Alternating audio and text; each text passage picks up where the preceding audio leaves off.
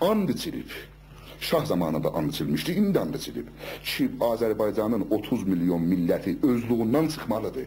Yəni öz dilindən, öz musiqisindən, öz sazından, öz bayatılarından, öz kültüründən, öz varlığından, öz geçmişindən silkələməlidir. Və bu fastlaşmalıdır. Biz bunun qabağını dayanacaq. Biz and içmişik. İndi yox, illər boyudur. Şərəf və namusumuza. O Ərsalan balamı da, Həmzə balamı da ailəmin hamısında. Mənə taylar çoxdur bu Təbrizdə. Qurban verəcəyik, bütün varlığımız qalsın. Yəni biz yanmasaq, millətimizin varlığı yanacaq. Biz yanacaq ki, millətimizin varlığı yanmasın. Və bunlar çox çiçikdilər, bu istemarçılar ki, bizi uda bilərlər, bizi yiyər.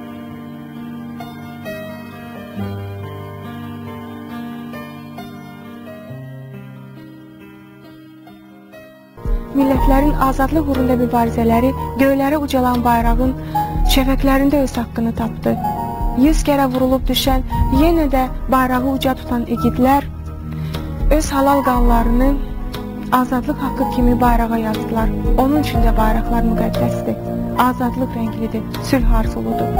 Millətin sabaha, gələcəyə ümidləri üstünə sərin kölgədir. Bugün məmləkətimizin uca qalalarında azadlıq bayrağı dalğalanır. Millətin ruhu kimi ölməz və heç zaman enməz bayrağımız. Bakınız, yaşıl bu mənədəki bütün yeryüzü yaşıl olsun. Yeryüzü abad olsun. Dinamik olsun, canlı olsun və zildən. Ama Mehmet Emin babamızın, Mehmet Emin rəhmətliyin və onun ətrafında olan böyük şəxsiyyətlərin nəzərincə İslamçılıq əlamətidir. Bizim də millətimizin müsəlman olduğuna görə, bəli, o bir də millətimizin müsəlman olduğunu da göstərir. Həm müsəlmanı, həm də yer yaşıl olsun. Yəni, sülhü, barış, təməddün, tərəqqi, təcəddüd, çağdaşlıq, daha belə. Göy nə rəngidir? Göy nə üçün? Göy, baxın, göy da. Bəli. Nə qədər Azərbaycan bayrağı gözəldir. Yer yaşıl, göy, mavi və göy. Göyün də göylüğün götürübsüz. Qara bulutlardan parlanmasın və sülh barış içində yaşamaq və türkçülüğümüzdür. Çox gözəl. Ən önəmli milləti nədəni türkçülüğümüzdür. Qırmızı nədir? Çünki bizim ən zərbə yiyən, yara alan, qan verən müqəddəs milli varlığımızın parçası, hissəsi o nədir? Türkçülüğümüzdür. Çox gözəl. Bəs bu göyünü getiribsiz türkçülük üçün. Yaşını götürübsüz. Sülh və demokrasi, müsəlman olduğunun bir göstərgəsi üçün qırmızı, o da çağdaşlıq, müasirləşmə, tərəqqi, təməddün, belə. Göy ilə yaşıl niyə deməli azdır o birilərindən və niyə küncə gedib? Onun bir mənası var, yoxsa görüntü üçün elə seçilib? Bir mənası da vardır. Nədir mənası? Buna görə ki, bizi ırqıçı və dinçi, baxınız, yaşıl çox olursa, dinçi olacaq. Dinçi ittiham vura bilərlər. Göy çox olsa, ırqıçı, deyəcəklər türkçüdür. Apartaydıcı, apartaydı, türkçü yox. Mən türkçüyəm. Bəli. Mən türkçüyəm. O göy rəngi ırqıçılıq mənası var, o türkçülük mənası. Düşmən deməsin deyə, qlobal səvə deməsinlər deyə, dünya dövlətləri və orqanlarının nəzdində yanında deməsinlər deyə, baxınız, biz nə qədər mütərəqqi, mütəməddin. Onların deməsinə belə qoyursunuz. Sekular. Xeyr.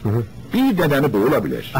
Yəni dinçilikdən, dinçiliyə məhkum olmayaq deyə və zimnən bu çağın bizim görüş açımıza görə bu çağda inanc özlüyünə bizim təşkilatımızın ən mühüm üsulundan biri inanc özgürlüyüdür.